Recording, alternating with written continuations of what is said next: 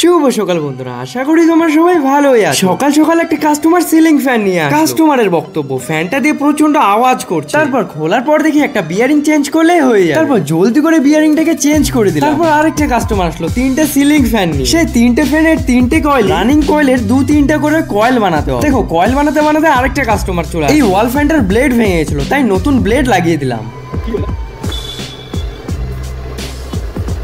মালিক বিকেল বেলা পাঠিয়ে দিল আমাকে মার্কেট একটা সাবমার্সিবল পাম্পের তার নিতে। আমার জিনিসগুলোই রেডি করছি। তারপর ওখান থেকে তার নিয়ে চলে আসলাম আর একটা পার্টসের দোকান। তো এখান থেকে একটা মিক্সির মোটর নিতে আসলাম। দোকানের সব জিনিসপত্র নেওয়া হয়ে গেছে, রওনা দিব এখন দোকানের দিকে। দেখো আমি মার্কেট থেকে আস্তে আস্তে একটা মোটর কমপ্লিট হয়ে গেছে। আমি মার্কেট থেকে আসার পর এখন আরেকটা মোটরের কয়েল বানাচ্ছি। মালিক এখন যে মোটরের কয়েল বানাচ্ছে, তো এই মোটরটাও কিন্তু খুবই কারণ সকালবেলা এটা আমাদেরকে ফিটিং করতে যেতে হবে। এই মিক্সিটার আর্মেচারই পাওয়া যায়, কাস্টমারের থেকে শুনে নতুন মোটরই লাগিয়ে দিই। এদিকে আমাদের দোকান বন্ধ করার সময় হয়ে গেছে। চলো বন্ধুরা, তাহলে নেক্সট ভিডিওতে দেখা হচ্ছে। টাটা।